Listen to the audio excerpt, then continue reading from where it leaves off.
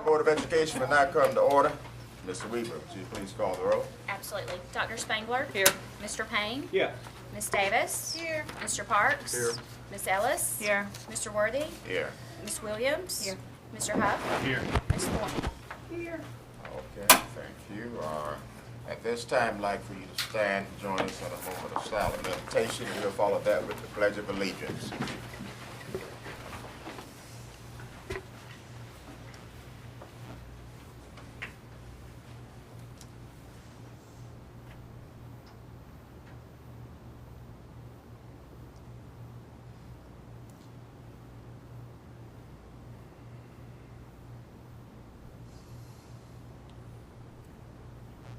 Thank you.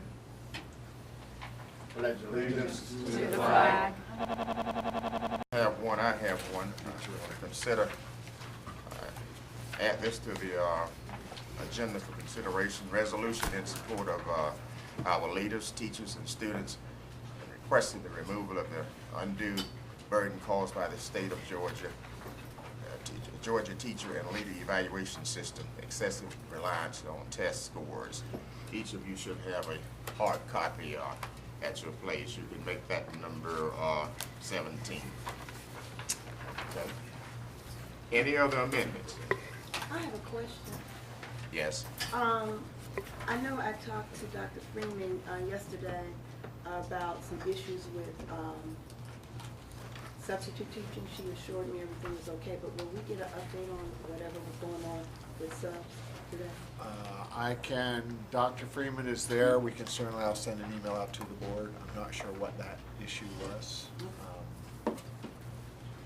Okay, any other amendments?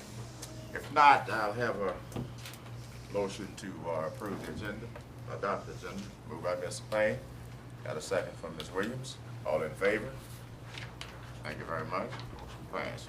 Recognition, achievements, and awards. Listen.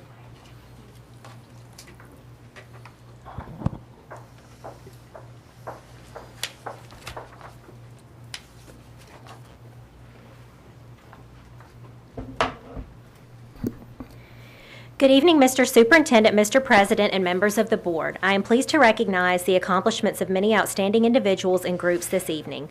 Honorees, when I call your name, please come forth, accept your certificate, and shake the board members' hands. First, we will recognize Andy Plemons, Media Specialist at Barrow Elementary School, for recently being named a finalist for School Library Journal and Scholastic School Librarian of the Year. This commendation was given to only 3 librarians in the entire United States, and in this inaugural year of the program, they are seeking to honor K-12 school library professionals for outstanding achievement in the exemplary use of digital tools and fostering a love of reading among students. Some examples of the creative work taking place in the Barrow Media Center under Mr. Plemons' leadership include: first graders used Google Earth to preview a walking field trip. Second graders created a Black History campaign using Flipgrid, S'more, and social media and held a Skype celebration with the developers. Third graders studied the art of Jerry Pinkney, took a field trip to the High Museum, and used iMovie to publish their own versions of folk tales. They also designed and printed 3D gems after a study of rocks and minerals in conjunction with Orem Studios. Fifth graders experienced the events of 9/11 through a day-long exploration using a variety of texts and collaborated on a video with an elementary school in California.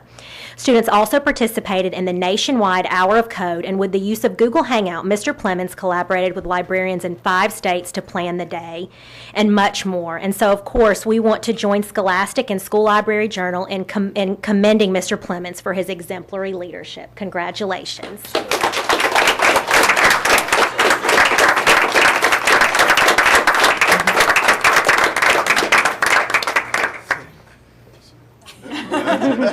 Jump over.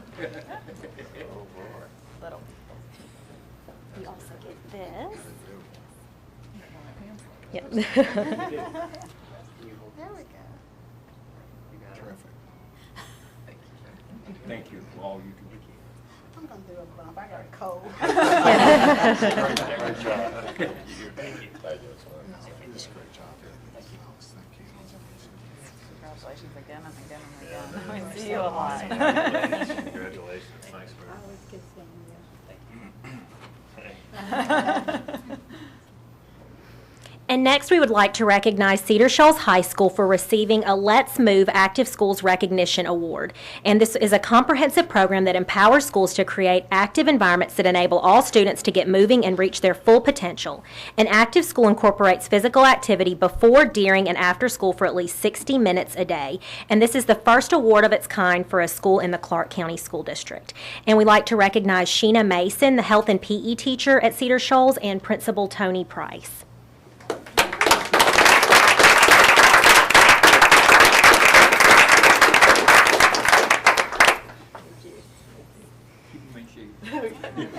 Oh, yeah.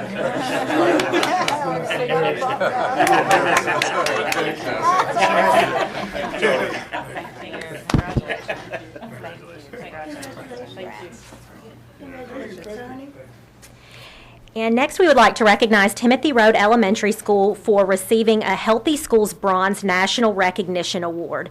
And this Healthy Schools program helps to create and sustain healthy environments where students can learn and flourish. This program involves implementing evidence-based best practices that focus on the following wellness categories: policy and systems, school meals, competitive foods and beverages, health education, employee wellness, physical education, and student wellness. To earn a recognition from the program, schools must meet the requisite number of criteria in each of the wellness categories. The school achieved this recognition by working to provide opportunities for the staff at Timothy to be more physically active through walking clubs and fitness classes, as well as to make sure students were receiving the required number of minutes for health and physical education weekly. All Clarke County schools are enrolled in this program, and this is the first award of its kind for a school in our district. Chad Raisey, who we are recognizing tonight, the health and PE teacher, will attend the annual Healthy Schools Program Forum in Washington, D.C. to accept the award on behalf of Timothy Road Elementary School. So we'd like to recognize Chad as well as Principal Angela Hardiman.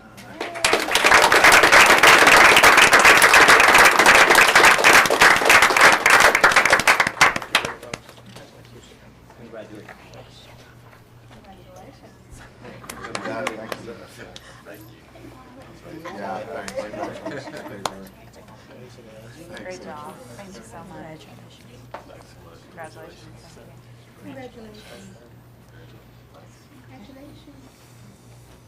And finally, this evening, we'd like to recognize Clarke Central High School for receiving Governor's Shape Honor Roll Gold recognition. And the Governor's Honor Roll recognizes schools for their dedication to creating a healthy school environment and culture of wellness for staff, students, and the community. In order to achieve this recognition, Clarke Central had to complete FitnessGram testing on 100% of students enrolled in PE, provide scheduled supervised fitness activities before or after school, have a wellness council, complete a wellness assessment, and provide a healthy success story. And again, this is the first award of its kind for a school in the Clarke County School District. And we'd like to recognize Dinah Posey, the Health and PE Chair, as well as Principal Dr. Robbie Hooker and Assistant Principal Sheila Dunham. Congratulations.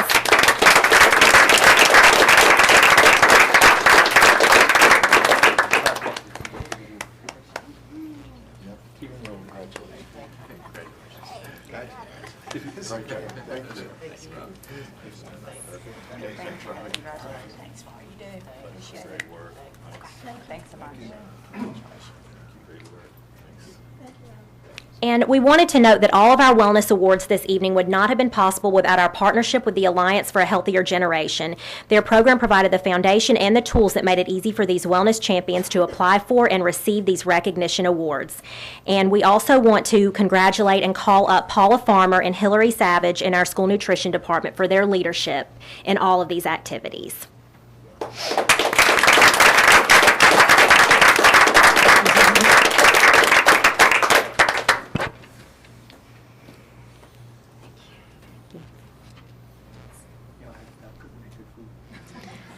And I've seen the routine. It's so much better than that book that I have, I promise. Thank you so much.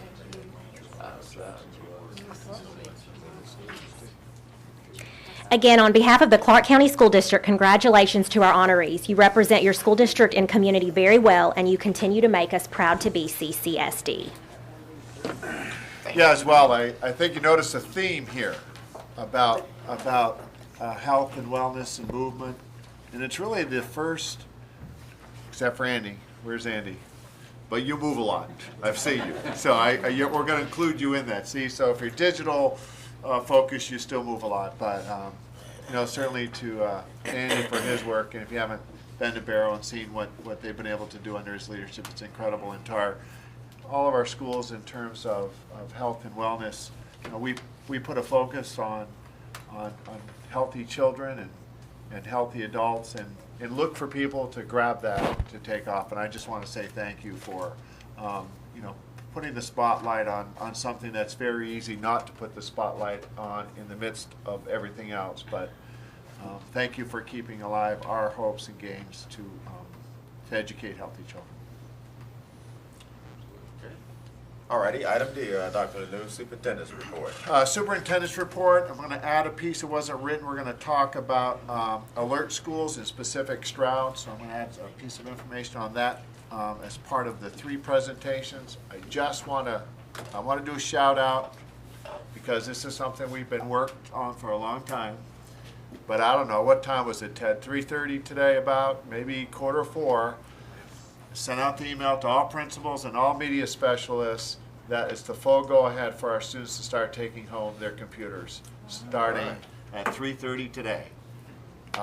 They can do it. So we've got our filters in place and our orientations in place.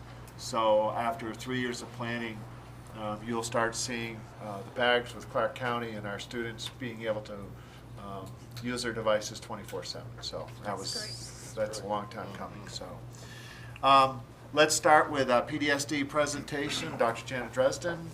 As you know, PDSD is our professional development school district. It's been a great partnership as we begin to expand and grow and do the work that has really served our students, our district, and our university well. Yeah, so I'm the one standing up here, but I want to make very clear that this is a partnership across our organizations, and within the organizations there are many, many people, and there are a few others here with me. How many minutes do we have, so I know how fast to go through this? 10 minutes, we can do that.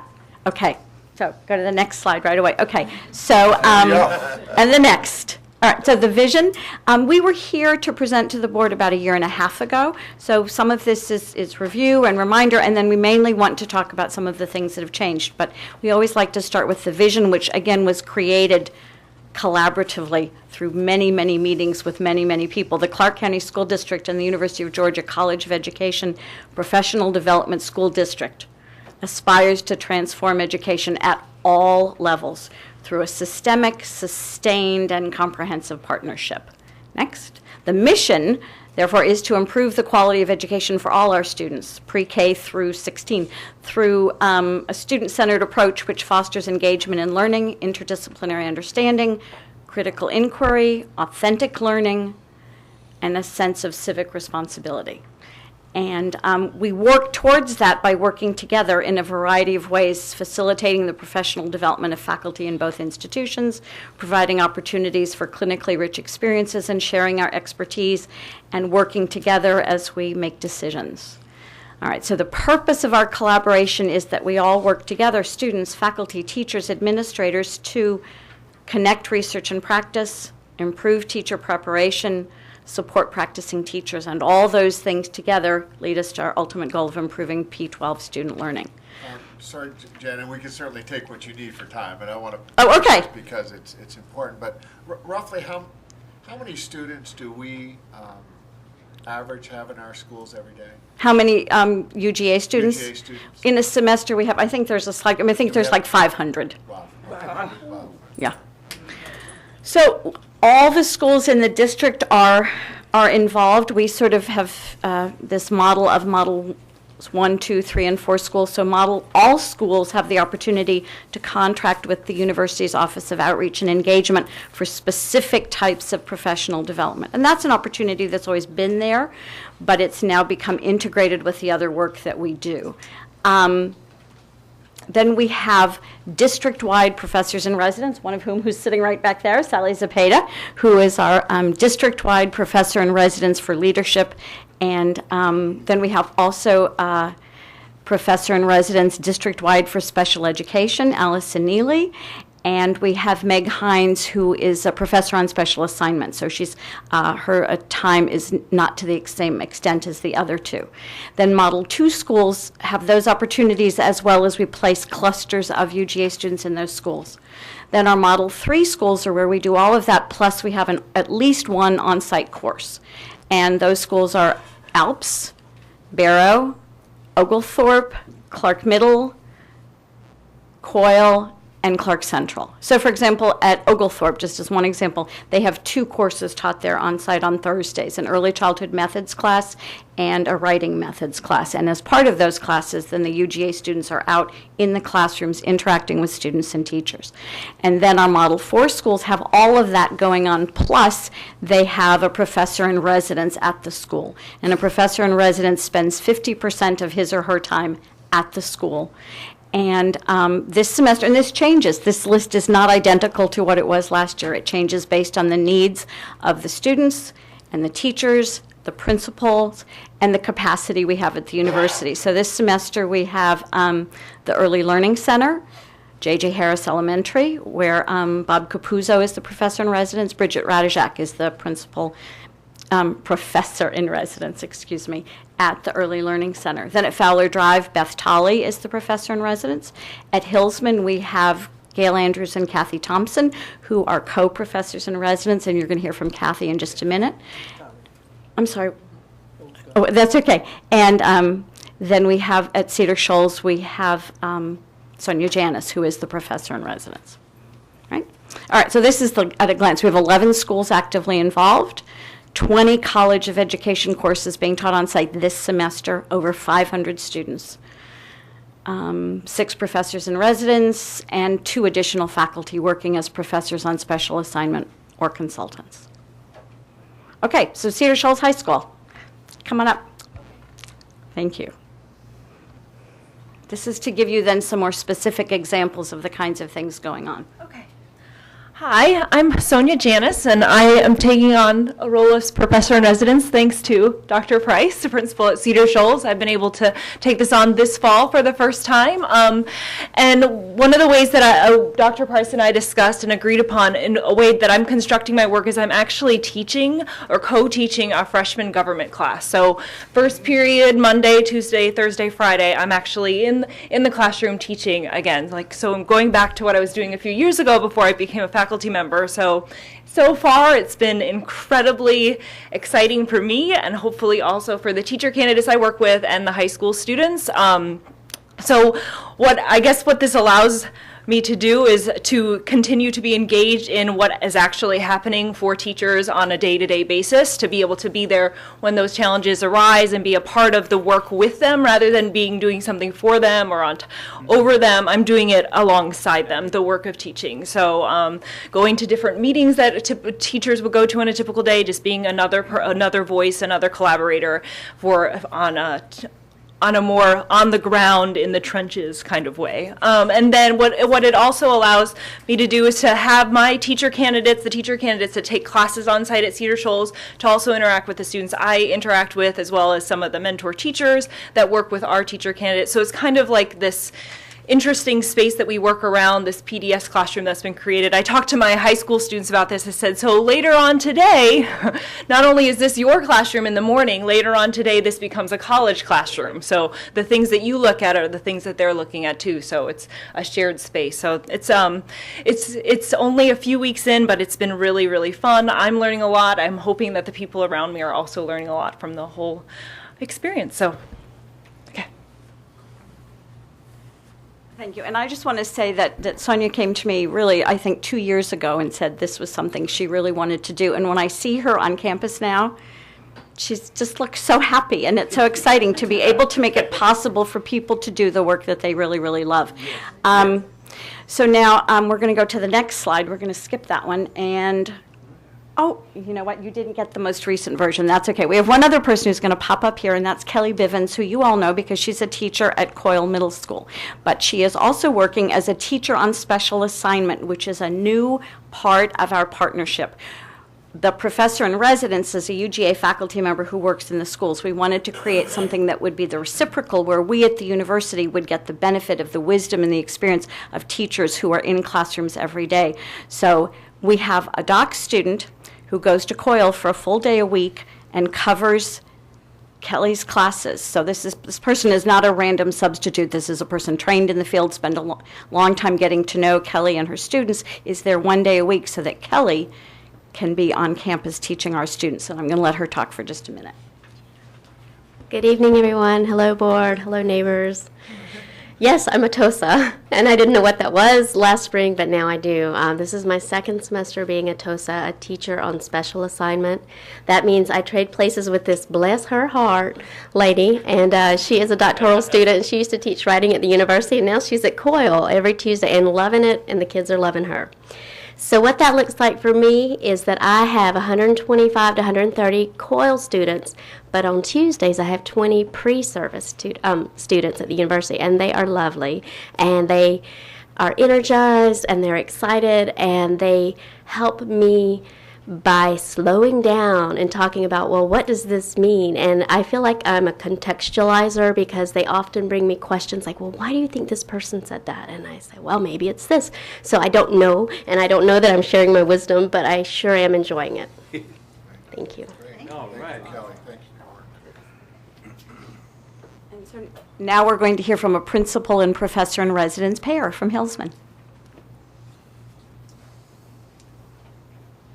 Good evening, everyone.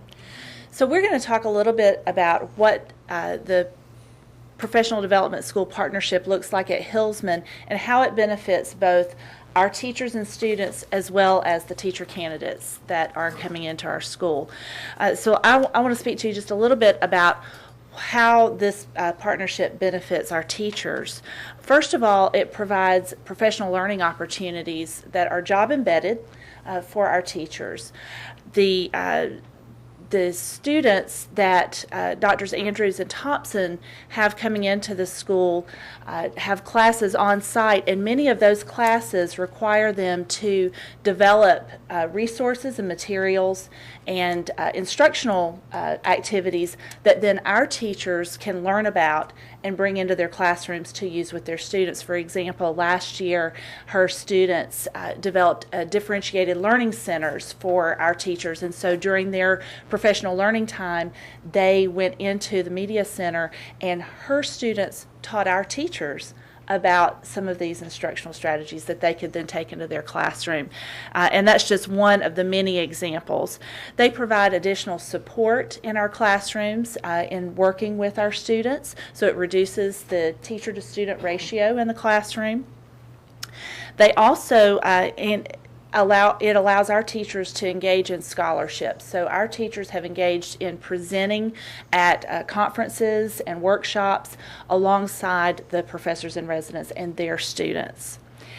And it also provides an opportunity for our teachers as they go into Drs. Andrews and Thompson's class to speak to their students about the day-to-day practice of teaching. It allows them to then reflect on their practice, and our teachers have mentioned that that's very beneficial to them. Another very important benefit that we've received and our community has received from them is the way that they engage with our families. Their students from the onset get involved in all that we have going on at Hillsman. So not only are they in the classroom, but they're coming to our curriculum nights, they're participating in Hillfest, and all of the other family engagement activities that we have going on. So they really get a sense of what it's like to be in a school in every sense of the word. And our parents see them as additional support personnel in our school. And they have mentioned how beneficial it is for their students to interact with the teacher candidates. So you'll see from this list of courses that we have being taught at Hillsman that we have our students, our teacher candidates, in the schools quite a bit. And while that seems like a really obvious piece of the Professional Development School Partnership that you would have classes on site, it's one that we absolutely think is critical to the partnership because, as Dr. Blankenship is saying, teachers are learning from that, but the teacher candidates are learning so much from working with Hillsman teachers and students. And so today, for example, we taught our 50 pre-service teachers. They're seniors. They're in their second year of the program. We taught them on-site at Hillsman, as we do for all of their classes. And they were in classrooms today during third period. That was when they went in to work with the Hillsman students. So they were right there watching practitioners interact with students and teaching them, and then they were also interacting with the students. So it provides this wonderful learning opportunity for them. As Dr. Blankenship was saying, another key piece of that, though, is to learn not only what it's like to work in a classroom, but what does it mean to be a teacher all day long, 7 days a week, outside of the classroom. It's not just about the 55 minutes that occur 6 times a day. It's about the after-school program. It's about Fright Fest. It's about Hill Fest, where our students created a photo booth for the Hillsman students and their families. And there was a superintendent that they snagged and got in there to get his picture made in the Hill Fest photo booth. That's fun, it's engaging, but what it teaches our teacher candidates is how important it is to get to know your students, get to know their families, and see them as a child, not just a student. And so that's been very rewarding for them. It helps them to start to build a professional network, because now they've got teachers whom they've worked with that they can rely on to continue to grow professionally. And I'll just add one more little brag. And with our very first group we had who came through with us like this in the professional development school model, we had, she was a teacher candidate, did her student teaching at Hillsman, so she took her 2 years of courses at Hillsman, was a student teacher at Hillsman, and then Dr. Blankenship hired her. And so now she's in her second year of being a teacher, and it's been seamless. She told me today, this is like a family for me, and they support me, and I feel like I can always go to them and get supports and help as I need it. So it's a wonderful model, and it provides for this seamless entry into a professional career. So,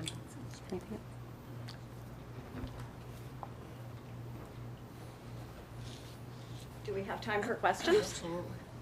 Do y'all have questions? Are these brochures that you got here, are these more for like prospective students? Is that what y'all put those? Well, so there are two different. One is the brochure that's an overview of the Professional Development School District, and we use that. No, it's more for anyone who wants to know about the Professional Development School District, and then we have the newsletter. And I should say that the brochure is slightly out of date. There's a new one that will be coming out in a month or so, and the newsletter, the fall newsletter for this year will be coming out soon too. So these are from last year, but it's just kind of an overview and a synthesis of some of the information. And I would add that you have here the formal pieces of the PDSD, but I think what's not seen that is equally as robust is the informal, which means those connections that are being made for specific purposes, that are building, continue to build partnerships, even all the way to expand to Experience UGA, which is bringing all of our students on campus. Those kinds of initiatives become a lot easier to, I'll say, broker, develop, simply because we just have this understanding built on our organization. So it's done a lot for us when you can pick up the phone and access an incredible resource in your backyard. And the people on the other end said, absolutely, what do we need to do? So yeah. That's been, I think, really probably as big, if not larger, even than our own PDS. Yeah, no, I think you're right. And it has happened because of the multiple levels of communication and relationships across institutions. And I'd like to say thanks, because I really like what I've heard here this evening, and especially what Kathy Thompson said a few minutes ago. Teaching is going beyond the 6th period that you're working with those kids every day. Right. It could be 24/7 sometimes, and also considering the co-curricular activities, that's it. Now, you mentioned about 20 courses that are taught on site, and I'm sitting here thinking, I'm an old educator. Yeah. Okay. I'm sitting here thinking, materials and methods of teaching, do you all have a such course? It may not be the same title. Okay, that's great. Right, so I teach an early childhood methods class, exactly, and I teach it at J.J. Harris every Tuesday morning. Wonderful. Wonderful. So in the- Ms. Lang, I think you got your hand up. Yes. Why did it take so long? You know, it's fabulous. It's hard work. And it has required a level of trust, I think, from both organizations that is, for as simple as it seems like it should be, it's hard to do. I think you all have a superintendent who has made it possible for the district to take those risks and establish those relationships. Dr. Tom Upchurch was superintendent of Paulding County, and he collaborated with the college that was near that school many years ago. And he went on to be president of the Foundation for Excellent Education here in the state of Georgia.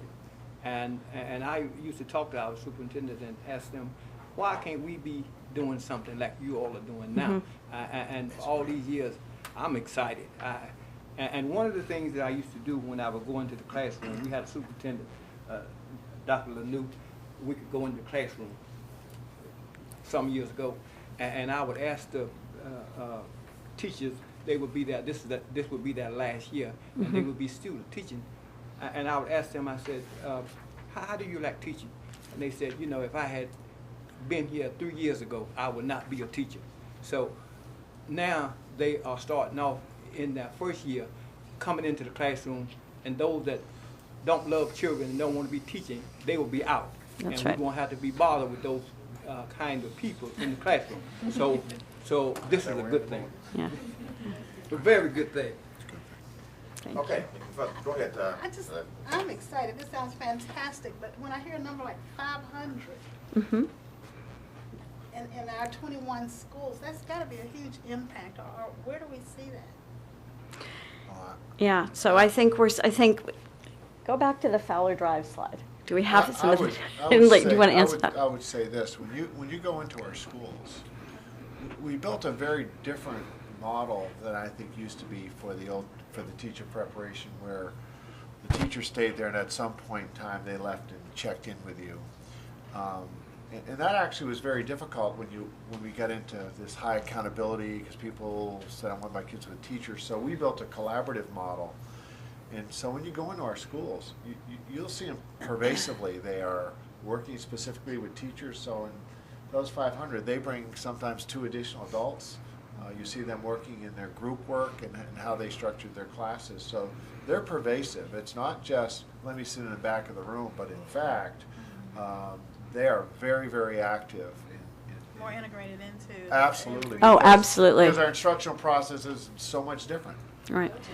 So yeah, so one of the initiatives that we have that again sort of grows out of the PDSD work but has gone beyond it is an emphasis on co-teaching, so that student teachers aren't sitting in the back of the room until they step to the front of the room and the mentor teacher leaves to go get a cup of coffee or sits in the back and takes notes, but instead they are both actively engaged in teaching throughout. And certainly research in other parts of the country has shown that that's a really powerful model. And I asked them to pull up the slide from Fowler Drive because I knew we had some numbers there, so that you see down there that the Fowler Drive has seen a 10% increase in 5th grade math scores and a 16% increase in 4th grade science scores. That Fowler Drive has, for the past, I think it's 2 years at least, all 25 students from an early childhood class do their placements at that school. So there's been a real saturation. That's right. Real saturation in that school. Yeah. Say that again, I didn't understand that. About the 25%. Okay, no, the 25 students. So a class of our students is 25 students, and so the on-site classes are there. But we, for example, at J.J. Harris, we used to have about 1/3 of them would do their placements, which is 2 full days a week at J.J. Harris, and the other 2/3 would be at other schools. What they've done at Fowler Drive and what we've just started doing at J.J. Harris is having all 25 of those students in that one school to sort of saturate the school with, so every classroom in that school is getting additional help at least 2 days a week, and we seem to be seeing some real improvements in learning and test scores from that. I'm so impressed with those last 3 bullets that I don't have any more questions. Go get a part-time job so I can take you out to lunch or something. This is great. Thank you all very Great, much. thank you. It's just great partnership. Thank you for presentations, terrific. Great. Next, there were some questions last month about what a priority school, and in particular, we have Stroud, and then we also have focus schools, and what, alert school. What that is, so I've asked Tim, Mr. Jarbo, and Dr. Tavernier to talk and can answer questions, so we sort of know what that means, because you hear words and you don't know kind of what does that entail, what does that mean, especially in this newer system of accountability with CCRPI. So okay. So if you look here, I've listed the new types that are now being released. We've had focus and priority schools for a while, but now the past couple of years, the states released their second wave of designations for schools. If you remember with No Child Left Behind, basically schools were labeled did not meet, and then they were in needs improvement, and they just dug deeper every year into needs improvement if they didn't pass. Yeah. So they moved with the No Child Left Behind waiver, with our waiver, going to CCRPI. We've moved away from this idea of labeling all schools, but trying to focus, highlight achievements and challenges in certain areas of schools. You know, kind of the highest performing schools and schools that may give us concern to focus on. So we've kind of moved away from labeling all schools, but trying to draw some attention to certain pieces. And we've done focus and priority schools where there are gaps in subgroups of students. The next 3 sets are reward schools and alert schools. So we'll just go to the first 2. Reward, which is highest progress, and then you have another category of reward schools, which is highest performing. So there's 2 levels. Jump in if you want to jump in. we've had highest progress. Right. Schools. We've had in 2012 they released highest progress reward schools, and we were on the list. And in 2013 they released some highest progress schools, and we had several schools on the list. So each of the years we're proud that we've had that. If you look here, basically reward schools are Title I schools. If you remember, this whole area of sending out designations for schools, focus, priority, and reward schools are all tied to whether or not schools receive Title I federal funds. So if you don't receive federal funds, you can never be put on the focus schools or priority schools list or on a reward schools list. Ms. Thornton? But are all of our schools Title I? Yes. Now, yeah, for the past for us, 2 they're all years, Title Dr. I. Tavernier? Yes. Okay. Past 3 Okay. years, Okay. all So of our now schools. we're all Title I. Yes. Right. Remember, there was a time when we didn't, and we realized to help schools and help students, we need to spread those resources throughout all of our schools. So we've gone to that. But there are school systems that said we're going to strategically take certain schools and not have them be Title I anymore. You can do that depending on how you rank your schools. And, you know, it gets them off the list. The fastest way to get off the focus schools list is stop receiving Title I money from the federal, you know, that the state funnels through the federal government. But we're not going to do that because that's taking resources away from teachers and students. Yes. So the 2 kinds there, basically if you're a reward school for highest progress, what they do is they calculate the performance for all students group over 3 years. They see if you've made progress, and if so, and you're in the top 10% of Title I schools, then you get on the list. And I'm going to show you the calculation in just a minute. But that's the idea, is that you've made progress. You've made some of the highest progress across the state when you look at all the Title I schools. And I think the last time I looked at the list, there's something like either 1,100 or 1,800 Title I schools in the state of Georgia. Then the reward schools for highest performing says that they've got some of the highest performing student group, the all students group over 3 years. So there's are you making progress, and there's how are you performing. And when you look at the high performing group, it's the top 5% of Title I schools. So they're kind of sitting here saying with these 2 lists, the top 15% of Title I schools, we're going to kind of recognize those schools. That's their goal. And like I said, we've had anywhere from 3 to 5 schools, I think, the past 2 times they've released that list, which they release every year. They haven't released this year's list yet. Then we have alert schools, which was the state's other way of saying, you know, we really need to look at schools that are both Title I and not Title I. So the alert was not a requirement from the federal government for us to write into our waiver. we had to write reward schools into our waiver. We had to write focus and priority schools. But we didn't have to write alert schools, but the powers that be that wrote the waiver at that time said, we really do need to look at all schools and create a category just that says we need to take a look at this school and say the performance is appears to start to be dropping just a little bit, and we should take a look at that. It's not to say the school's not performing right or underperforming consistently. It's just saying, it's the Department of Education way of saying, we need to kind of put this on our radar, look at the program going on in that school, look at your curriculum, make sure everything is functioning the way it should. I mean, that was their goal for that category. So when you look here, what I did is I took the calculations so you can see how it's calculated. And I know the original question came up, I think, with our alert school. We had one school named as an alert school this year, Howard Stroud. So I pulled their numbers. And I have these numbers because it wasn't 24 hours after the list came out that Dr. Gilbert called me and said, I want to look at those numbers because my leadership team and I want to look at these and start digging into the numbers behind this calculation to see how they calculated it and what can we do about what can we do in looking at our program at our school. So they were they were after me to give them the numbers immediately. So I had to go into the data files to pull this that we get from the state. But basically for a high progress school, the first thing you do is you calculate the percent of scores that were meeting or exceeding for each of the 3 years that the state's looking at. So this, in 2012, for high progress reward schools, they looked at 2010, 11, and 12 scores. And these are scores, not students, because if you put there, every student usually has 5 scores. If they take all 5 sections of the CRCT, reading, ELA, math, science, and social studies, they're going to have 5 scores. So one kid generates 5 scores, 100 students generates 500 scores. Okay? So you look at the scores, you just put them together. Subject area doesn't really matter. They're just what percent of passing scores did we have. Then you calculate the average 3-year progress. And I'll show you that in just a minute because it doesn't look like an average calculation. I know it probably does statistically, but it doesn't look like what we teach according to the standards we teach kids in math classes. I know that now. But I'm sure statistically it's probably more accurate. But yeah, you can. The third thing you do is you do a great job at the Department of Education. Then the next thing you do, then you rank all the Title I, the state ranks all the Title I schools in the state. First, they take out of that list, though, anybody that's been named a priority, a focus, or an alert school.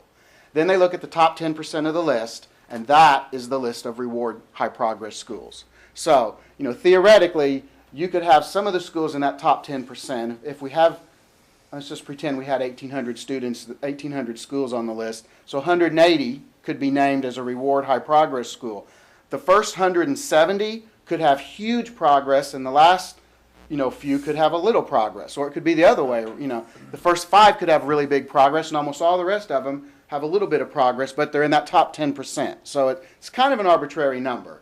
But the idea is we're trying to draw attention to a group. So in other words, what they don't do is they don't put you on there for the percent progress. They put you on there for the percent where you are in terms of everybody else. Right. In terms of growth. So if you look at Stroud's numbers here from their calculation, in 2010, 72.87% of their CRCT scores in grades 3, 5, and 8 were meeting or exceeding. And actually in 2010, we still had kindergarten and first grade. So actually that year, it's first grade through 5th grade CRCT scores. It's hard to believe, but back in 2010, we were giving first and second graders a whole battery for days of multiple choice tests.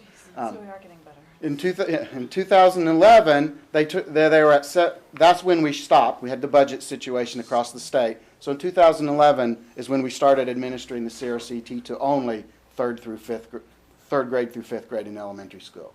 We had 75.33%, and then in 2012, 72.87% of the students. So when you look across that, there's not a lot of range or variability in those numbers.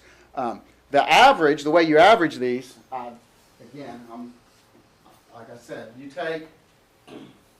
subtract this number, you subtract this number minus that number, then you take this number, then you take these 2 years and subtract them. You add them together to get a new number. So these two numbers minus 2, these two numbers equal 46. Then those two numbers become 46. Divide that by 2 and you get 0.23. So, and then that 0.23 is what they put on a big list and rank. So,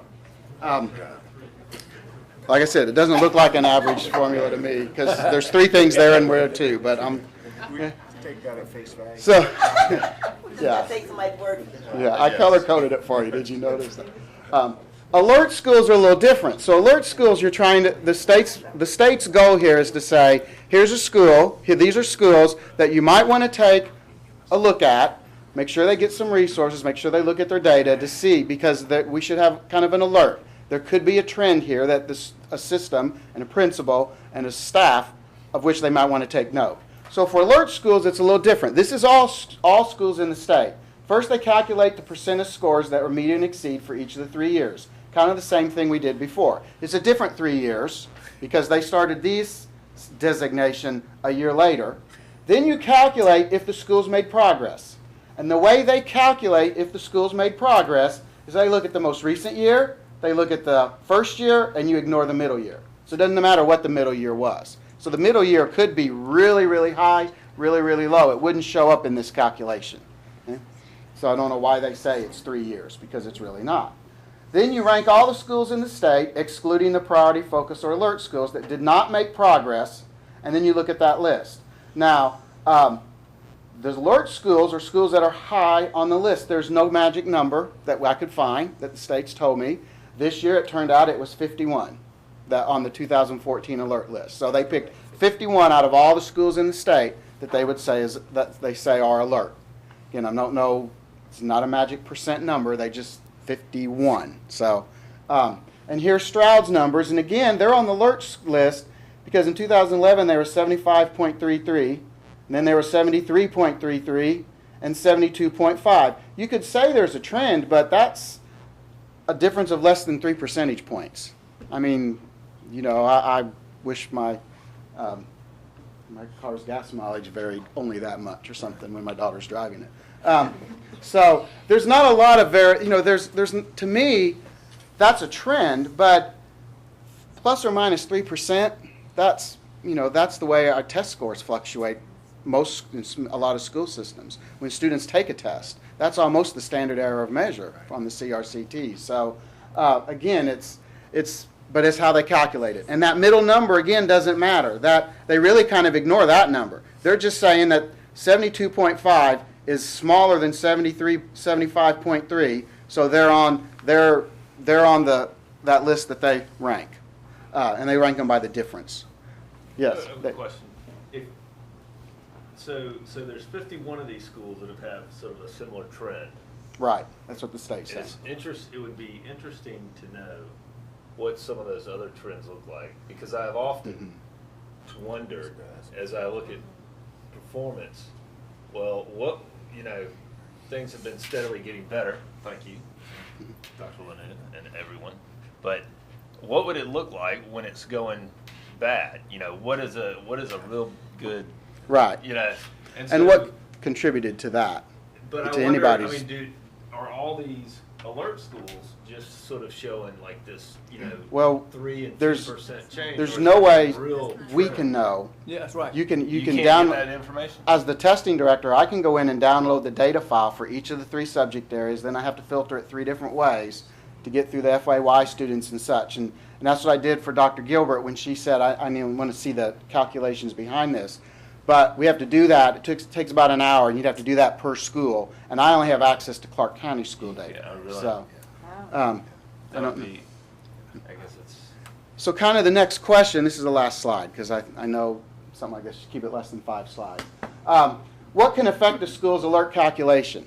So the first thing could be a decrease in student performance over time. That's what's going to affect it. Now, it may be a big decrease, it may be a small decrease. The second star there, the decreases can be related to curriculum and instruction, and that's what you want to look at. Like Mark Tavernier, anytime we get any data that says something's maybe not where we want it to be, the first thing that happens is Mark because he's director of teaching and learning, he and his content coaches come to me, they get the data, and they start digging into the data to say, like in this example, you know, they always want to know, is it the curriculum? Is it how we've structured our lesson plan, our units, any of that? So they look for that first. And they've already done that with this, and what they would do here is, what they've done actually, is they've gone and said, so what happened in the specific grade levels and subject areas at Stroud? Do we see that pattern replicating in other schools? Because if science has gone down in 4th grade across the whole district or in multiple schools across the district, there could be something about our curriculum. You know, it could be the emphasis on performance tasks. You know, it could be something that we've structured. So they look at that. Then the second piece is what's going on in instruction, and that's what Dr. Gilbert and her leadership team have already done. They've gone in and looked and identified that at this grade level, the big drop, the large drop, more than a couple percentage points might have happened in this subject area. And in this grade, it seems like here, like science in one grade wasn't where it should be. Math in one grade wasn't where it should be. So they've already analyzed that and now said, so what was going on in that grade where the drop was? Because there were some grades where there were increases. So what's happening there? And then you look at the instruction that's going on. So they've done that piece. But the other thing that can happen is decreases can also be related to other things because these are just numbers. And while they're numbers we need to look at because they represent student achievement, we have to think of some other things. And two things that really impact, I think, some of these numbers is, number one, you have to be careful when you have small N sizes. Stroud's not a big school, so they have less than 50 students per grade level. So, you know, so with 50 students per grade level over 3 grades, because you only look at scores from grades 3, 5, and 8. So if you have 150 students, let's just say you have 5 students in each grade that come in with some kind of a situation that's really impacting their learning that year. You know, you could have students come in with part of the special education program with some learning disabilities. You could have something happen in a child's family that really impacts their learning. So 5 students in each grade represents 10% of the kids. So if 5 students in each grade have something big going on in their lives for whatever reason that's impacted their learning, that's 10% of your school, 10% of your scores. So you have to be careful when you have small N sizes, especially small schools. The other piece is the transient rate. You do need to consider how students are moving in and out of schools. The state looks at transient rate by saying how many kids come and enroll in the school after the first 10 days, or how many kids leave before the end of the school year. So you take the total number of kids that have come to the school, the number of kids that have came after the first 10 days or left before the end of the school year, and that gives you your transient rate. So we pulled some data, and in grades 3, 4, and 5, the transient rate in our school district pretty much evenly for the past 4 years, every year has been around 16 to 17%. We sometimes think the transient rate is really big in our district, and it's big in some places, but it's not big at all schools. Now at Stroud, it does average 30 to 37% as a transient rate. So that's going to impact the kids because a lot of students taking the test may have not spent the whole year with you. The next step is to look and say, so can we get an idea of how many kids spent the year at another Clarke County school, or did they come from another place? So we're going to dig into some of that information. But transient rate can really impact, you know, and sometimes transient rate often comes with socioeconomic status of your students. So, you know, that impacts because you have to plan for that. You have to, you know, those kids need supports. So you do have to look at those two things when you look at the calculation of alert school, or really anytime you look at data and performance data for a school. So that's the quick, I know there was a question about that's introduction to how alert schools are calculated and what can affect a school's calculation. I think it's just important to sort of lay out what that all means. Ms. Stewart, you had a question? I just have a question. You said those figures for the last 4 years, so there was not a transient rate or influx years prior to those 4 years? I just went back 4 years. Okay. I just pulled data for the past 4 years. And my next question is, I know you had I pulled 4 years, Ms. Thornton, because I think the first calculation for reward schools 2010. That's about when we got the waiver. So. Okay. And my next question is, and I definitely I could not do that math that you just explained, but you said 3rd, 5th, and 8th graders, right? 3rd, 4th, and 5th. If I said 3rd, 5th, and 8th, I meant to say 3rd, 4th, and 5th. Okay, all right, Could have I'm been. clear. Then I have no question. There's been a lot of numbers. I just want to be clear, we lost focus when we moved away from No Child Left Behind, right? So that designation is gone. No, focus schools are still No, here. still. Focus We is stopped still here. having failing schools. Right. Pass or fail was with No Child Left Behind. You either fail, you made AYP or you didn't make AYP. And then we had needs improvement schools. Took 3 years to get out of needs improvement. And corrective action. Corrective action plans. And every school was labeled every year as pass or fail. Right. Is with Don't do AYP. that. Regardless of. We now have is focus. using Under the new waiver. The new waiver, we have focus and priority schools. Okay.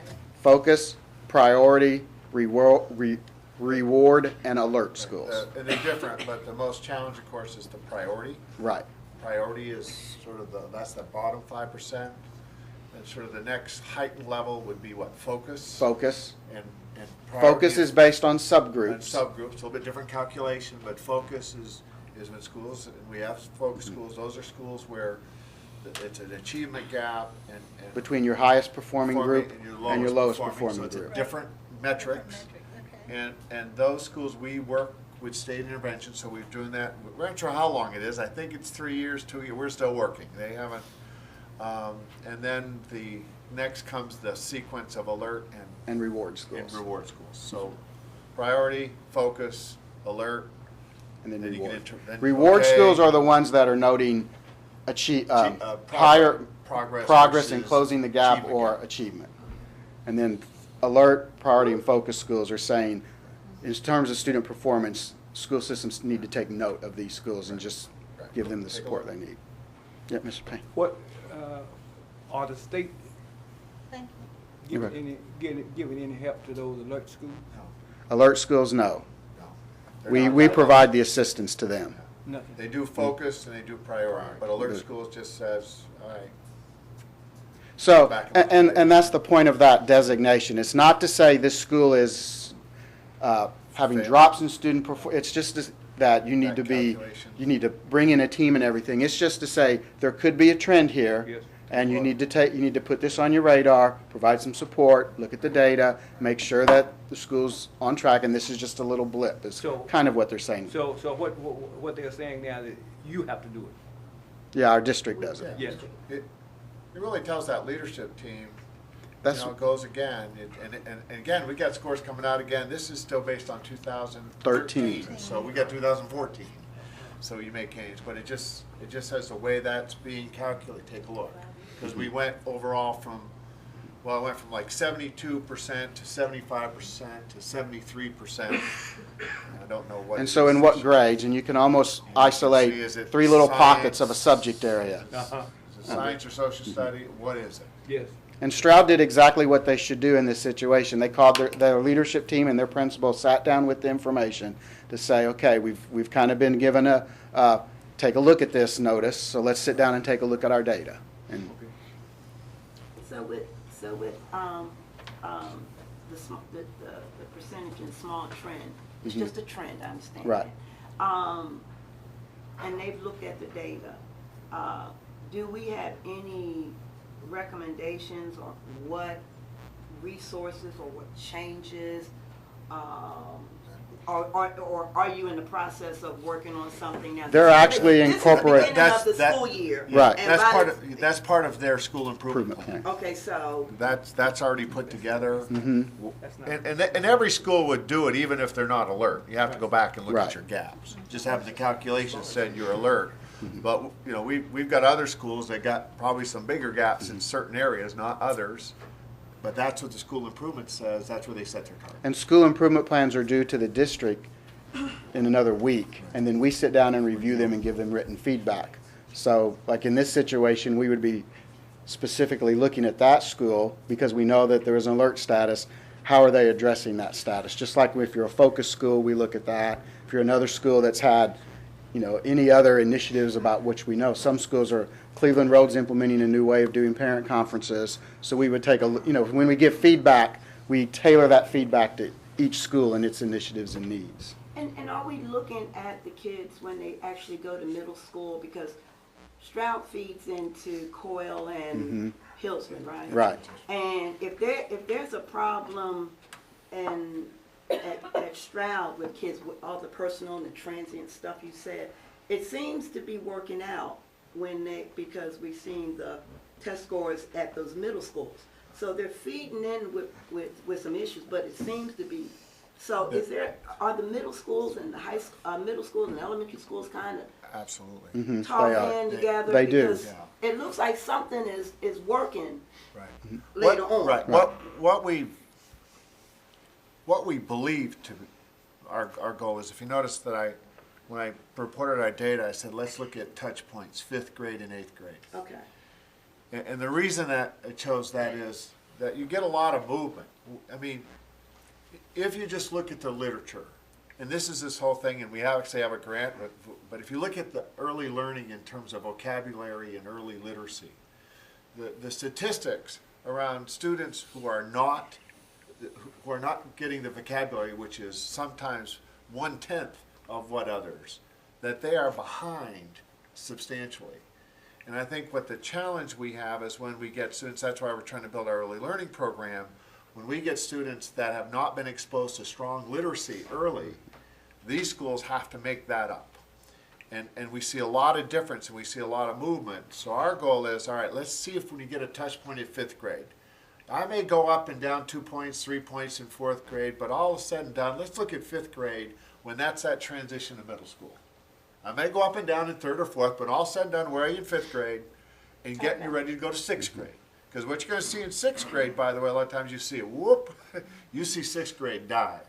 Okay, let's work on 6th grade. Let's move you up to be, when you go to 8th grade, because I want to make sure you're in the right place to move to high school. Right. You know what I mean? So rather than look up in 3rd grade, down in 4th grade, no, up a little bit in 4th grade, let's look at 5th grade, let's look at 8th grade, and now we look at our movement in high school. And it's just us a way to take larger chunks because our kids come to us so developmentally different and their exposure to literacy. And we use SRI scores now, which is our reading scores, and Ingrid and I have talked about it. I mean, we've still got a large number of schools that are kids that are really deficient in reading, and that's our challenge. They come to us that way, and how do you build that? Yes, yes. I mean, in terms of these touch points, I mean, the thing that I keep hearing about and have ever since, coming on the board is this 3rd grade touchstone. Do you see that as being less as important as? We're not, and I'll tell you where we're going to track it. And Dr. Tavernier and his team, we put in a completely new literacy program, K2. And our touchstone for 3rd grade was reading alone, is reading at grade level. Good. So it wasn't in social studies or math. I mean, it was, even though we want to do those, but our big piece was reading by 3rd grade. Right. But I think we found some, and Mark, you could add to that, but I think we found some real strengths by looking at our literacy program, K2, that we probably had some gaps. Would you say that, Dr. Tavernier? Yeah, I mean, I would just say, we've been talking about reading for about the last 5 years, but we have implemented a real strong sort of phonics, phonemic awareness-based program in K through 2, which really is for the first time in about 10 or 11 years that we've had anything that's really structured and sequential. And so we've invested a lot of time. We've had teachers develop their curriculum. We've actually written basically a basal reading series for K1 and 2 with the teachers in our school district because we couldn't find anything commercially that we felt like was as aligned and as integrated as that which our teachers wanted and our kids needed. So, yeah, we've developed a curriculum. We've identified materials. You've supported the purchase of those materials, and we're about 5 weeks into teaching it. So it's going to be good. Yeah. So we hope that's going to fill those gaps from K2. Okay. I'm good. Okay. Thank you very much, Tim. As always, you have to make things. Sorry, I didn't have my jacket. You know what? That's okay. Takes a week to follow up. Like I said, we have a shorter agenda. We just fill it with the superintendent's report. So, but let's. But before I just get to our last item is, I'd like to congratulate Tim and our community. We were there presenting for and what's it called, Tim? Early Education Empowerment Zone, which is part of a Race to the Top state grant and they were looking for 4 zones in the state of Georgia. They came up. We presented to them to so that they could examine our capacity to look at what we've done and our capacity to do the work. And we just found out yesterday afternoon, we are an empowerment zone for $1.2 million. And maybe if you could just, for a minute, just tell the board what that target is. It's a little off my agenda, but it's important and timely.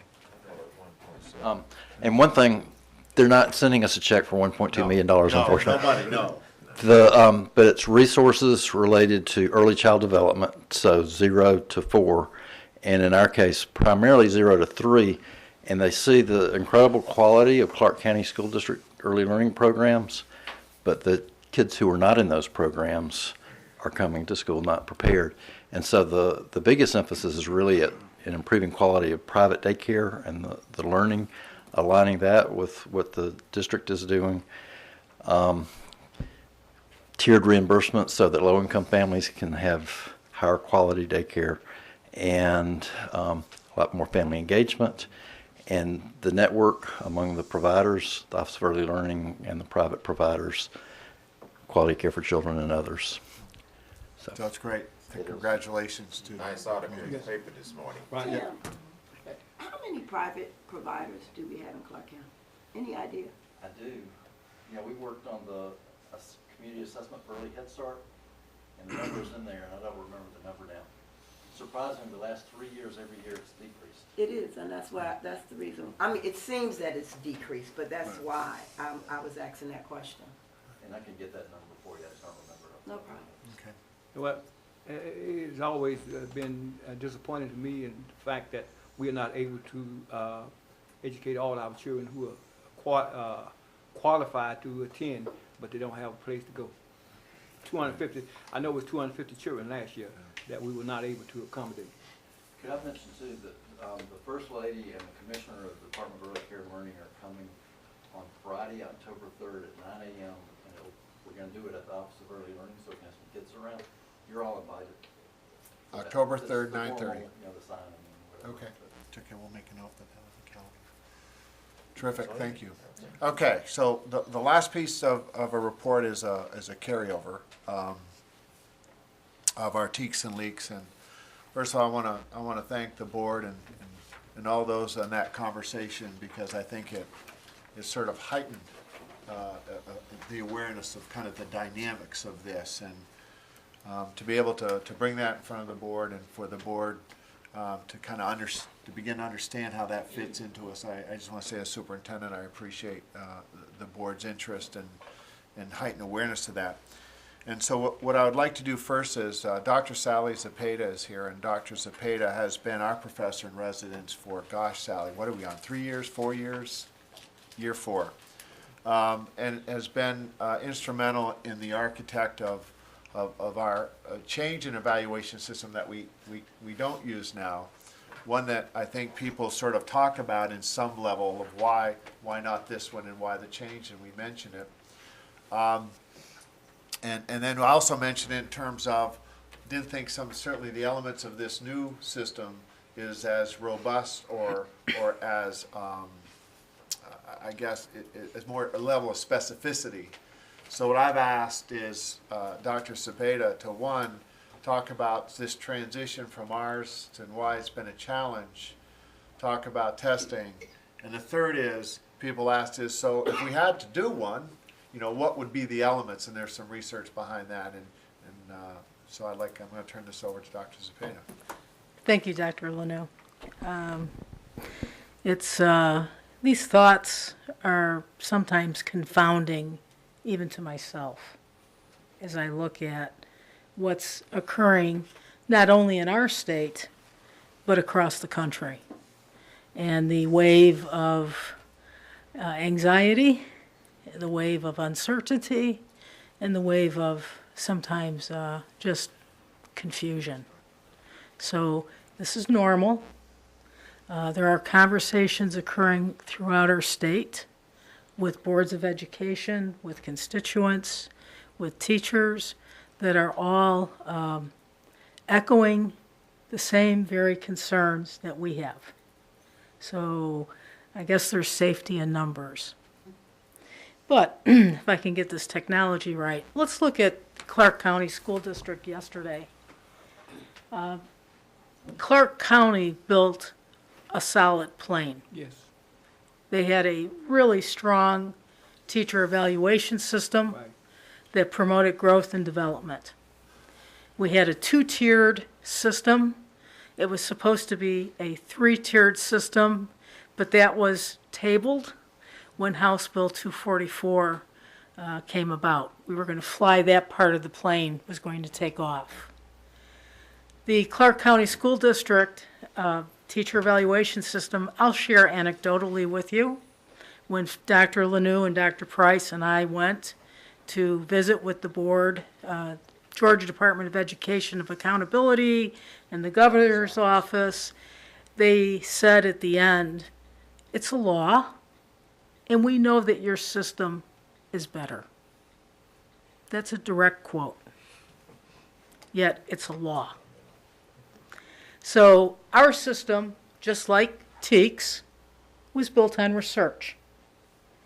The research that we used and generated from here was built within the context of the Clarke County School District. By the way, the observation instruments that our principals and assistant principals used were validated by research. Dr. Albert Jimenez validated our instruments and did a great job, and even found a couple different ways of looking at the way we look at reliability and validity of classroom observations. The system was built on state performance standards, a standards-based classroom, a standards-based school system. It was driven by research on the observable practices for high student achievement. It used artifacts and evidence where the school system, and this is where I have to temper this next comment. You're welcome, Phil. We rejected the more statistical methods to tie student achievement directly to the teacher for lots of good reasons. We did a self-study where Dr. Albert Jimenez and myself put together materials for the school district to review.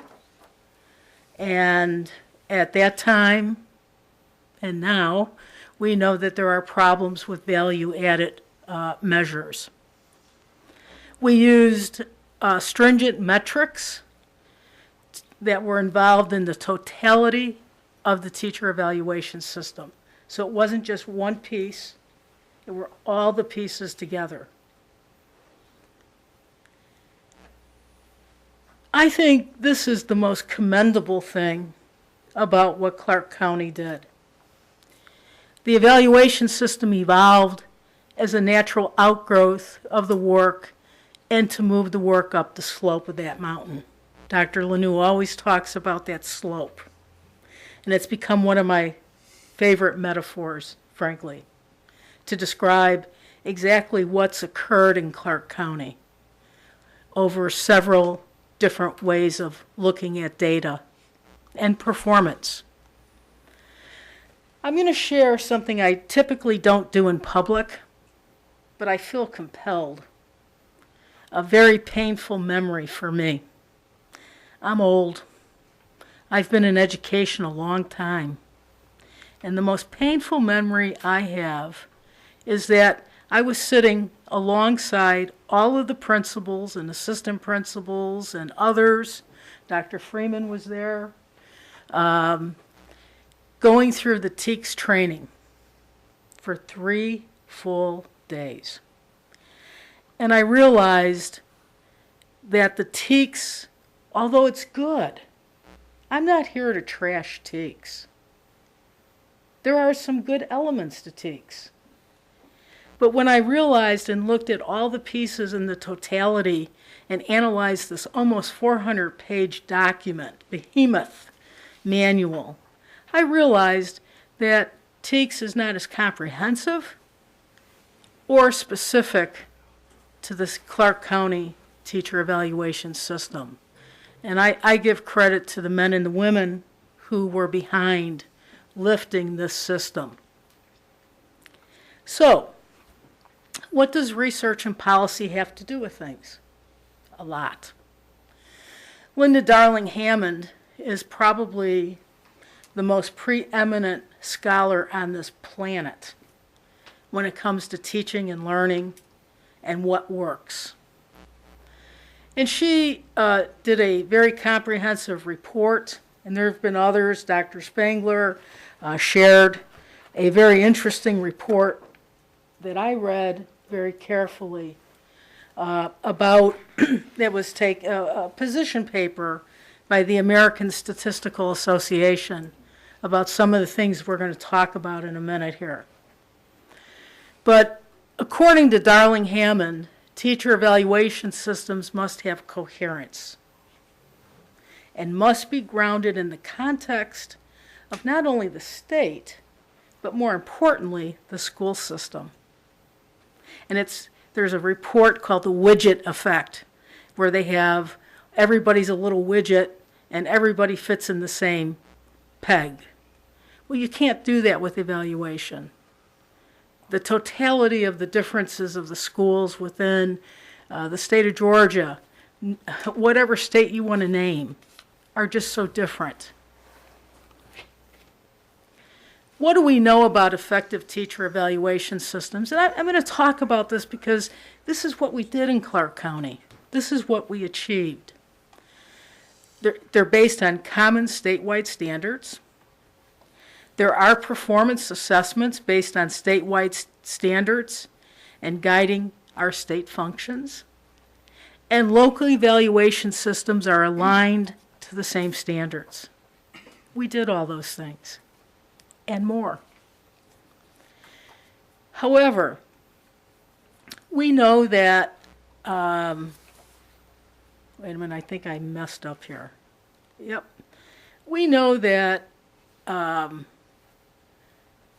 local evaluation systems, like Clarke County School District being local, based on standards-based evaluation of practice. We did that. Evidence of teachers' contributions to the work of their colleagues and the school as a whole. We did that. Leadership, absolutely. And then there was high evidence of teachers' contributions to student learning based on multiple sources of information that reflects classroom work. So anyway, then comes value-added models. And value-added models use statistical methods to examine changes in student scores over time, associating test scores directly to the teacher. Now this is the rub. This is the real rub. Because if we look at this, we call it VAM for short. And this is coming from a synthesis of research on value-added methods models. The research tells us, and there's other research that says VAM is good. But, there's always a but. So I don't want to get into that right now. But we know that value-added models of teacher effectiveness are highly unstable. It seems to me that it's high stakes for an invalid way of assessing teacher performance. It's a travesty in many ways. We have 50, help me remember this, Dr. Lanou and others, I believe it's 50% or more. Right. I'm sorry. 50% of a VAM, a growth model or a form of this, it will make up the rating of a teacher. For teachers. And then 70% for a principal. Right. It's pretty high stakes, especially when they're highly unstable. That's scary, to me at least. Teachers' value-added ratings are significantly affected by differences in the students assigned to them. We have no control over who comes to our schools. And we have to accept students for where they're at and help move them up. Yet VAM does not calculate for that. It's a statistical formula. We know that value-added ratings cannot disentangle many influences on student progress. We know that there are other factors that are involved: home, school, other things, what students do, what families do. We talked about the early reading programs, all kinds of things, health. So also, when I read the American Statistical Association 2014 statement on using value-added models for educational assessment, I couldn't believe it when I read this. I had to call somebody, and I didn't know who to call. I should have called you, Denise, since you sent us this. But that the real inherent danger of VAMs is that what they measure is really not the most important things to measure. And I'm not a statistician, but when I read that, I thought, it's measuring the low-hanging fruit. It's not measuring where students have gone or come from or where they can go. It's not stable, it's not predictable. That was scary to me. So, doom and gloom be gone. What's kept us, Clarke County, focused for the past 6 years on the gains in student achievement and teacher growth thus far? Well, our system developed a set of tools, a common language, and the resolve to keep pushing forward. And that came through a lot of hard work with leaders, with Dr. Lanou leading that charge, with our school principals, instructional services, teachers. So we do have those things. This doesn't show up so well. I guess my PowerPoint skills are not as good as they should be. But if we look at, and I'm so sorry that didn't show up properly. If we look at this triangle, we can see that there's a great deal of tools. And I used it as an upside-down triangle because at the very top are those commitments for high student performance. And I think that as we begin to look at the things that make up that base for the success, I think that Clarke County has found an improvement. Very first thing at the base is the vision, the mission, and the beliefs that this board set when it did its very first strategic plan 6 years ago when Dr. Lanou came in. I think that's been one of the guiding forces. Right. Also at the base of this pyramid, or the mountain, I call it, is the non-negotiable practices for high student performance. And I'm going to talk about that in a minute. Those non-negotiables became very important because those non-negotiables set the stage.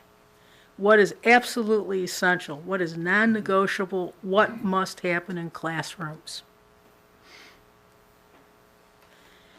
And then, while scaling up that slope, we had the Tier 1 and Tier 2 teacher evaluation system. We had observable practices to support that, to work in tandem with it. And if I could add to that, I mean, what that meant is when we looked at our research-based practices, you remember that was that first rolled out, yes. That first semester.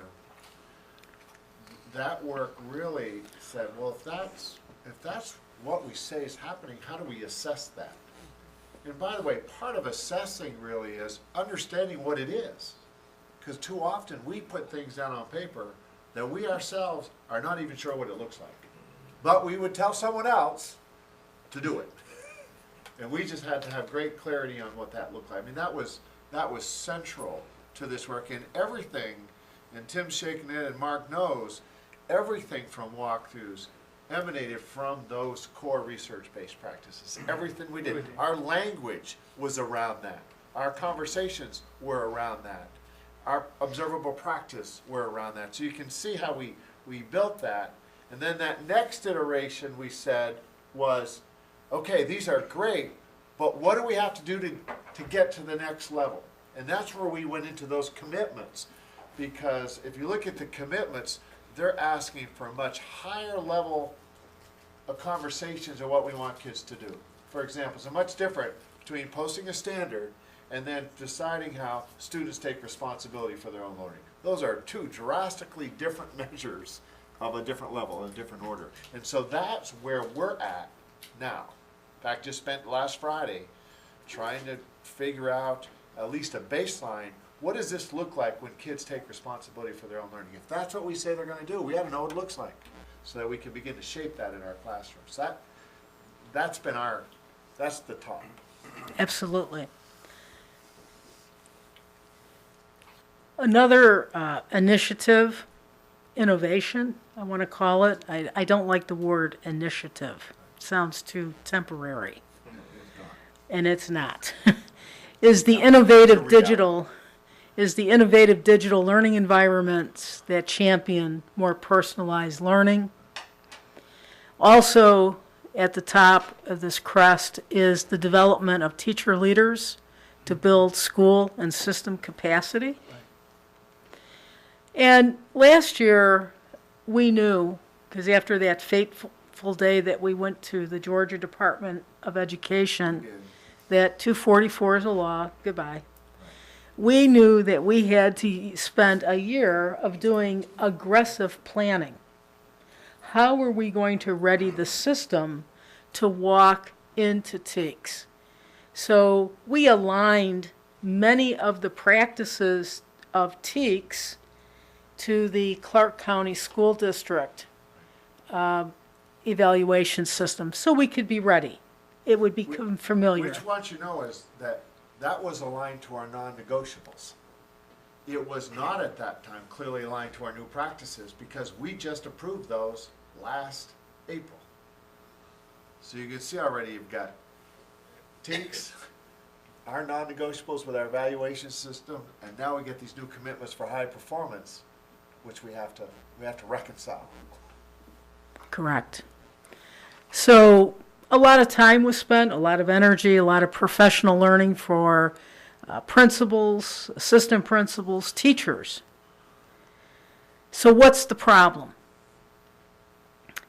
If we spent all this time readying, I think someone was quoted as saying last week in the Athens Banner Herald that the targets keep moving. They just keep moving. It's chaotic. It's not stable. See, the observable practices, the elements within those performance standards that were in the teacher evaluation system, Tier 1 and Tier 2, in many ways exceed those found within TEKS. In fact, I will be very bold, and please, I'm on record as saying this, is that many of the observable practices, the illustrative practices found in TEKS, are where Clarke County started out 6 years ago. I'm not saying those aren't good things, but Clarke County is beyond that. And that's something you should celebrate. The processes for the Clarke County School District and the tools evolved over a 5-6 year period. They've been validated. Our classroom observation instrument is valid. At one point, I could say it was the only validated observation instrument in the state, but I think TEACS has now done that. I don't know what their results are, however. It's in the vault. But anyway, our system, just like TEACS, was built on solid research. So the knowledge gained from all of these efforts, it was the driver for the changes in processes and procedures. Our teacher evaluation system was not built as a knee-jerk reaction. It was built as, and it took me about 2 years to figure that out. And it was Phil, through Phil's counsel, that I began looking at some of the artifacts and evidence. And it dawned on me, the teacher evaluation system wasn't the driver. It was all the work that happened prior to the Clarke County School District moving in that direction of developing their own evaluation system. So I'm going to say unequivocally that this system is a system that works because it's responsive to its needs, to the context, the characteristics of its constituents, the climate within those schools. Let me just make one comment as Oh, we please sort of do. move to this piece. And the reason why is we try to think about this, and I've given this a lot of thought, even just from last Thursday. In fact, last Friday, we spent all Friday morning looking at our observable practices and got drawn into, well, how do these align to TEACS? Till finally, after about an hour and a half, I said, enough of TEACS. We're gonna look at our work. That's what we're gonna do, and then we'll figure out how it connects into this platform, because we were just getting drawn into it and going, that's not where we want it to be. But I think when you look at, and I've done a lot of thinking, and it's just my opinion, when you look at a statewide teacher evaluation system, what's different than ours? We contextualize ours within our work. So when we lined up the mission, and we lined up our practice, and we lined up our evaluation, people were in agreement. But if you take a system, right, that's statewide, and you drop it into a school system that's done no work around strategies, mission, vision, that's done no work around professional development, it's not contextualized in the work of that district. So in the broader concept, if we're going to reform schools, it's not reforming teacher evaluation, it's probably reforming how systems do their work. And the evaluation system is just part of that, just like a business. You don't start without a business plan and just have an employee evaluation system. You start with a comprehensive plan of where you want to be, and then you contextualize that system and the work you want the district to do. And that's what we did. And I think that's why we're struggling here, and I think that's why some school districts are going to struggle, and some by their own fault, because they didn't do the work ahead of time. But that's just, does that make sense? That's in my mind, is you contextualize your evaluation tools and what you want to observe based on your system. And desired outcome. So. Right. We have other problems though with TEACS, and I feel that I can't even keep up with it. I get these daily blips, and I have to just stop and read and read and read because again, it's that moving target. It's not static, I can tell you that. You are correct. The slows. Tim, I hope I'm right in this. A little bit high, but it's more like 110. Oh, okay. I thought I heard 220, so my bad. There's these slow. Once you get over 50, 60, it's all over. That's right. Tim has become an expert at this stuff, by the way. But one of the problems is that these slows, they haven't been validated. They're not reliable. The only thing that you can do, if I understood, is the only thing you can't have on a slow is a yes/no response. That's the criteria. Moving along. Tim, let me just one question for clarify. When we submit, if we submit our own, there's no item analysis with these, is that correct? That is correct. So SLOs, like when we do our benchmarks, we have an item analysis so we can drill down to where students, where the strengths and weaknesses are. Right? You do, you make sure they're reliable, they're good questions, you do value, right? I mean. Right. When our students take our benchmarks online, we get an item analysis. Every item is key to an element of the standards.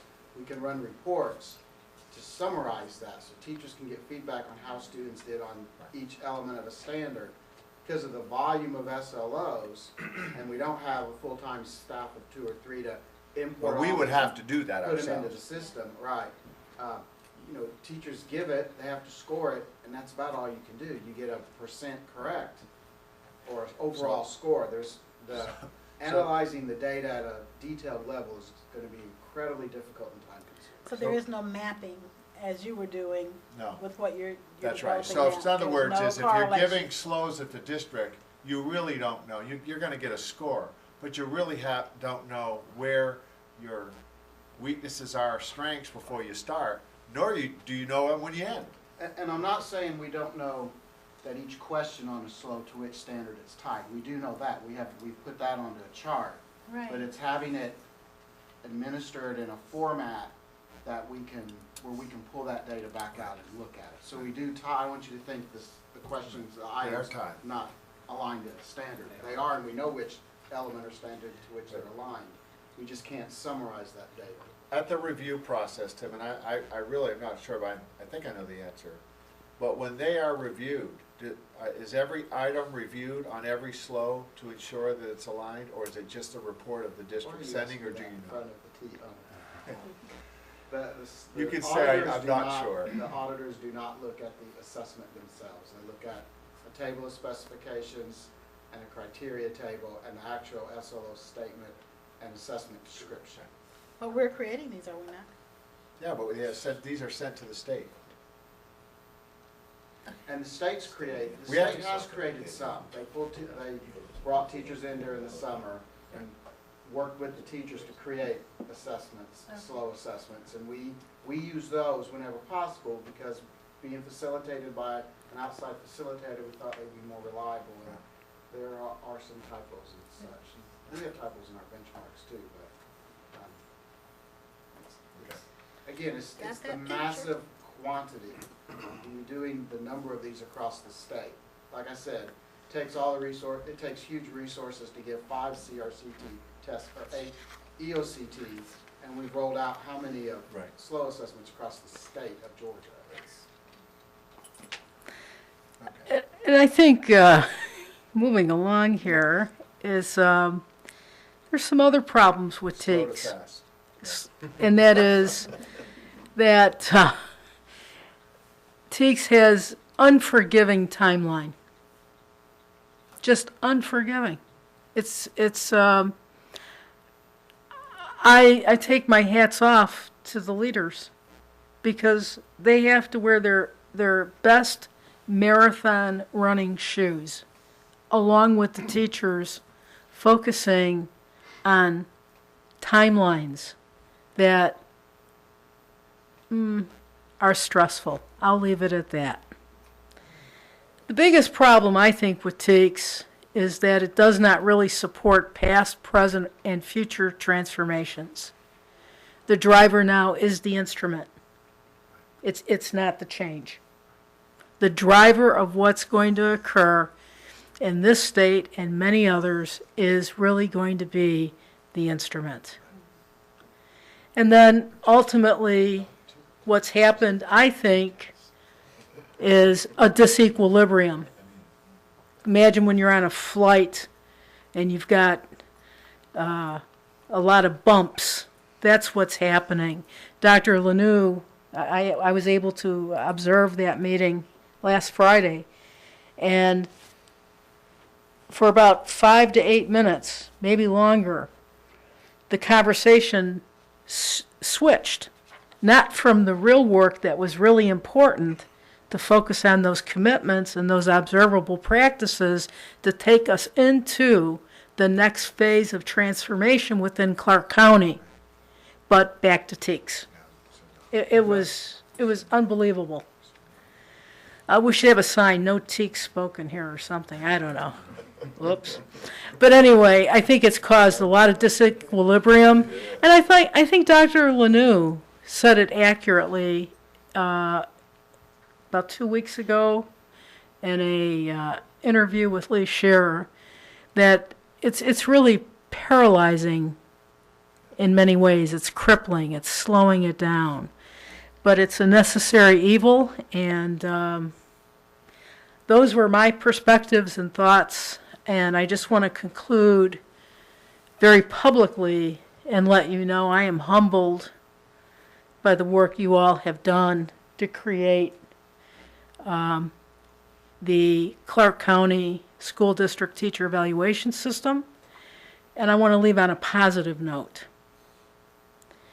Everything we learned and everything we did, it's like an education. You can't take it away. And Clarke County will be stronger as it continues to, I like to say retro, because, like I said, in many ways, TEACS is outdated.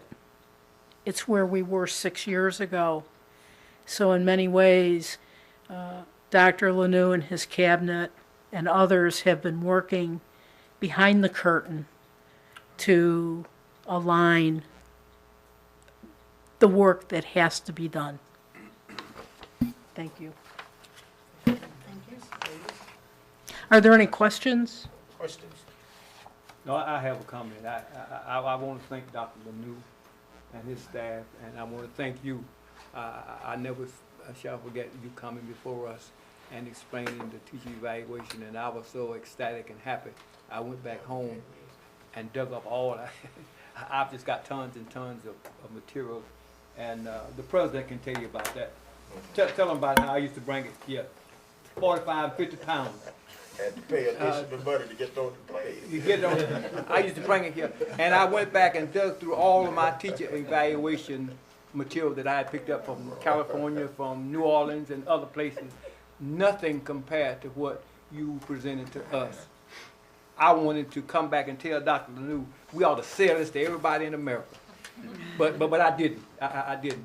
But I was so excited because this is one of the components in there that I really love very much, was the fact that students with me at first, teachers are next. The part where teachers who are not coming up to par have a chance to be evaluated and presented what they can do to bring their performance up to where it should be. And I think that's a good thing. You don't throw them out, but you train them, you help them. You help them along and get them to where they ought to be. And Dr. Lanou, I appreciate that. Thank you, Mr. This is a good, I don't know. I told him the other night we ought to just file a lawsuit, but I don't think he want to do that. But I'll go anywhere. Not tonight, Mr. Perry, not tonight. You heard what she said, wait until January. But thank you so much. I appreciate all that you've done, all that my superintendent and his administration, the teachers and everybody that worked so hard to present. And I told Dr. Barge, we gave him a dinner at Twin Towers after he was elected superintendent, and I didn't have the material. I just told him, I said, Dr. Barge, I said, I want you to see Clarke County evaluation of teachers. He said, I'll do that. And I understand that y'all carried it up there, and they told you that because of what, 244? House Bill 244. 244, because how, and you see, I didn't go to Washington, D.C. 3 years ago, and I regret that today, because they presented us at that meeting that this legislation was coming down the pipe. There are those who are trying to undermine public education, and that's one of the two that they are doing, and we see it. We're seeing it now. We're seeing it now. So you know, and these were organization with money. These people they have a whole lot of money. They are trying to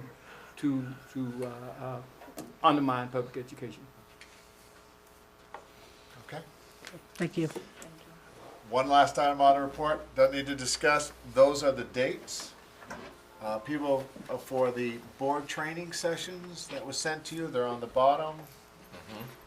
I'm gonna say we're gonna work with those dates, please put those in your calendar unless there's a large issue. Yes. I don't have an issue. I did call Amy earlier today and suggested Greg Davis to also go to the advocacy. Okay, we'll do that when we do Yeah, that's a different, Oh, okay. these are board training and I'll have a certified trainer for ours, Yes. so. Our first one will be strategic planning and that'll be part of the charter application discussion. Yeah, I've already turned mine in. All those dates, I'm available. Okay, okay, I'm good. terrific. That ends my report. Thank you, Dr. Ledoux. Thank you, sir. Unless there's anything for the good of the order. Thank you. No, you're good? 45 minutes Okay. later. Mr. Payne, do you have a GSBA report tonight? I'm gonna forego that. Oh, there we go. I'm not gonna, Dr. New made this report, and Okay. I won't do my report tonight. We're moving forward. Okay, Action items, there's minutes. okay, the minutes, we had what, the work session and the regular meeting. I'll entertain a motion on that. Moved by Ms. Thornton, got a second from Mr. Payne. Any questions pertaining to these minutes? Any questions? All in favor? Thank you. Motion passed. Action, okay, we're going into Recommend approve the policies for adoption and/or revision or rescinded as stated. Okay, the recommendation from the superintendent on these policies, I won't go through these policies, we've dealt with them long enough. Ms. Elliott, We have a motion on that. you gonna motion? Got a move from Ms. Ellis, got a second from Ms. Williams. We have any questions about these policies? Any questions? All in favor? You got a unanimous vote on that, okay? Any questions on regulations? If there are no questions at this point, those will go into effect immediately. Okay. Okay? Consent agenda. Recommend approval of the consent agenda. All right, I need a motion for the consent agenda. Moved by Mr. Payne, seconded by Ms. Thornton. All in favor? Thank you. Motion passed. Item 13, Item 13 was attendance at annual conferences. This is what we have to date. Obviously, this doesn't mean it's final. If someone later on, if something comes up, we just have to bring it back to the board, but trying to get these off, get these approved. And, right? Is there any questions? I think that's what Ms. Thornton was That's what I talking was, about. She wanted Mr. Davis added to the Annual Washington, Advocacy Institute. Washington. Is that a lot in addition to you, Mr. Yes. Payne? Mhm. Okay. And then I think Miss Ellis had an addition as well. I'm just highly embarrassed because I saw multiple emails about this, and in my head I replied, but I clearly did not. Please add me to the Atlanta conference, and December. I'm sorry. My apologies. And did I say I'm about like you? I thought I recalled. I think I wanted just to go to the lunch. Did I do that? That's what you said last week. Okay, I'm good. Okay, I'm sorry if I missed that one. Luncheon, okay, we'll add. That's for the GSB luncheon, that's in December. Yes. Okay. Okay. Okay, now, are we all, For Ms. now? Williams? Is that in writing somewhere? I mean, could you just tell us what you've got so far? Just It's on- right in It's your in my packet. It's in your packet, Oh, it yeah. came in the packet? Yeah. I missed it. Mhm. I'm sorry. I It's just in it. thought, but I'm on there for lunch. You're on You there Yeah, for you are lunch. just for lunch. Yeah. So that just You are on there. I'm looking at your name. Thank you. Okay. I'm sorry. Okay. We all clear on that? And Have a Dr. motion? Mr. President, and all, with all of the total, it comes up less than what we put in there for boat travel, right? Yes. Okay. Okay. That's Need a all. motion. Moved by Dr. Spangler, seconded by Mr. Payne. We've had questions, all in favor? Okay. Then we get a unanimous vote on that? Yes. Yes. Okay, all righty. Okay.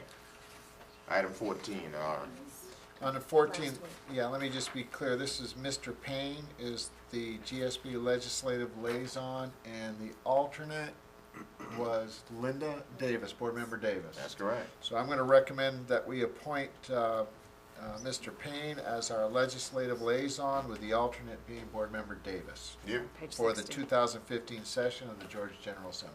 Okay, you've heard the recommendation from the superintendent. I need a motion on that. Moved by Mr. Huff. We got a second from Mr. Parks. Any questions on this? All in favor? Thank you. Motion Next passed. is the calendar. Again, we try to keep our calendars in advance. The calendar has worked really well for us. It remains at our 176 student days. We have certainly enough minutes.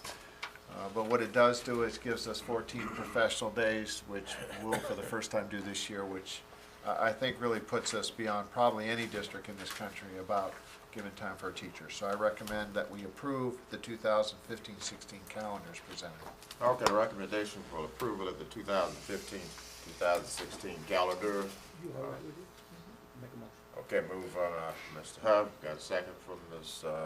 Davis. Any questions about the calendar? All in favor? Motion passed. Thank you.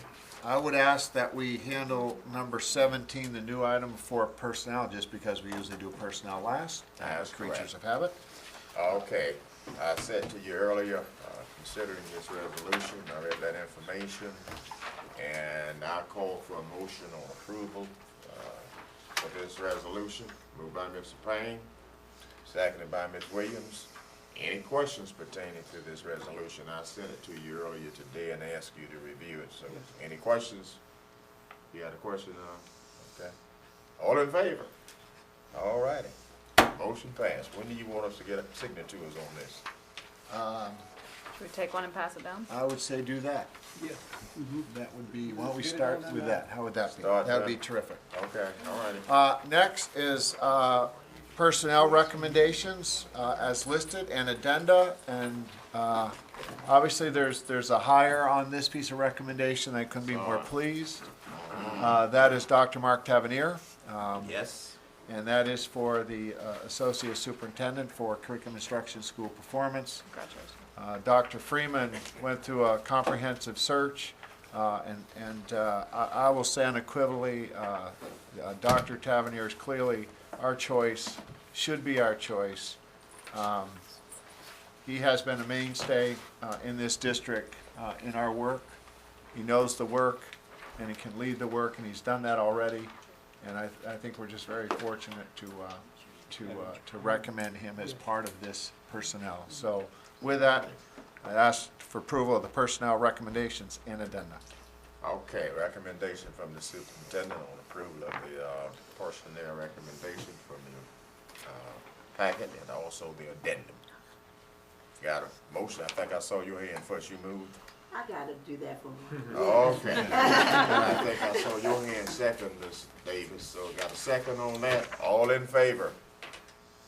Okay, motion passed. Okay. All righty. I think Motion? we're good. Motion for adjournment. Moved by Ms. Davis,